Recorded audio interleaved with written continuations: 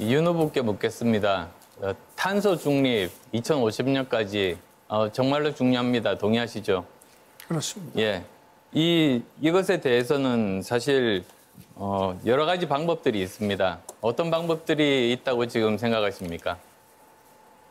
뭐 다 알고 계시는 방법들 아니겠습니까? 에너지 믹스를 탄소 배출이 적은 또는 거의 되지 않는 그런 뭐 신재생이라든가 천연가스라든가 또는 뭐 원전 이런 것들 믹스를 잘 해서 쓰는 거 아니겠습니까?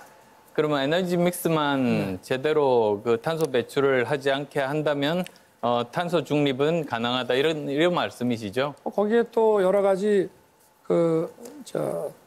신재생 에너지 기술을 개발하는데 여러 가지 첨단 디지털 기술들도 많이 적용이 되지 않겠습니까? 예, 그것도 역시 에너지 믹스죠. 네, 뭐 그렇습니다. 제가 제일 우려스러운 게 사실은 이런 점들입니다. 제가 많은 정치인이나 국회의원들하고 이야기를 하다 보면 탄소가 발생되는 곳이 전기를 생산하는 곳만 해결하면 탄소 중립을 이룰 수 있다고 잘못 알고 있는 겁니다. 사실 탄소가 나오는 곳이 5가지입니다. 첫 번째가 제조업입니다. 시멘트를 만들거나 또는 철강을 만들 때 엄청난 많은 탄소들이 나옵니다. 세계 평균 31%입니다. 그 다음이 전기를 만들 때 27% 정도 나옵니다. 그러니까 아무리 전기를 지금 윤 후보께서 말씀하신 것처럼 그렇게 전부 신재생 에너지로 하더라도 27%의 탄소만 없애는 것이지 나머지는 그대로 있는 것이죠. 또 그것 이외에도 목축업이 있습니다.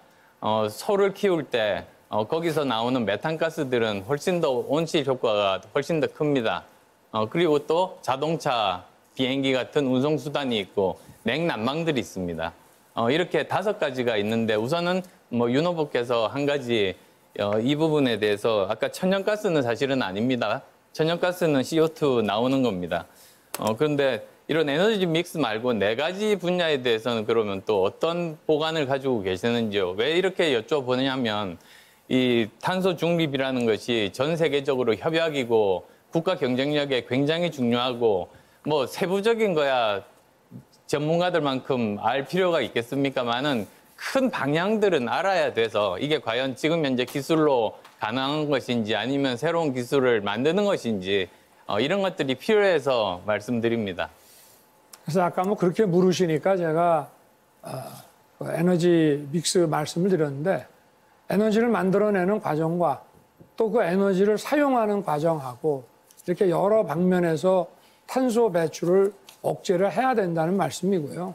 그리고 천연가스도 일단 탄소 배출량이 적으니까 일단은 뭐 하루아침에 탄소 제로 에너지를 쓸 수가 없기 때문에 이제 그런 것이고요.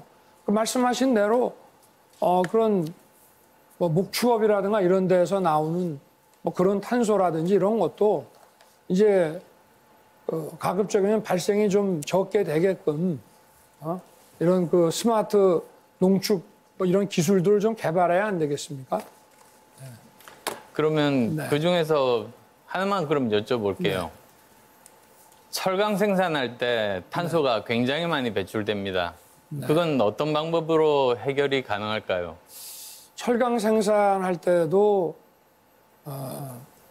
주로 석탄이라든가 이런 코크스 같은 것들이 들어가기 때문에 많이 생산이 되는 걸로 알고 있는데요.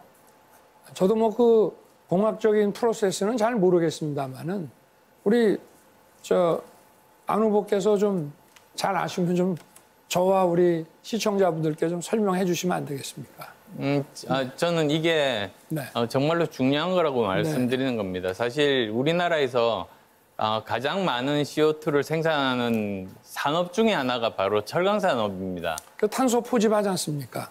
그래서 포집하지 않습니다. 그건 잘못 알고 계십니다. 네. 아직 그런 포집 기술들이 아직 그렇게 완성이 되거나 그러진 않았습니다. 근데 이걸 해결할 수 있는 방법을 개발하지 않으면 우리는 이 탄소 중립을 이룰 수 없다. 지금 그렇게 말씀을 드리는 겁니다. 그리고 또 지금 방법을 개발은 하고는 있습니다. 수소 환원 방식이라고 있기는 합니다만 제가 뭐 여기 와서 강의를 하려고 뭐 여쭤본 것은 아니고 크게 어떤 방향으로 기술이 진행이 되고 있고 과연 그러면 저게 가능하게 하려면 정부는 어떤 지원을 해야 할 것인가 사실 그게 정부의 역할 아니겠습니까? 사실 제가 그래서 여쭤봤습니다.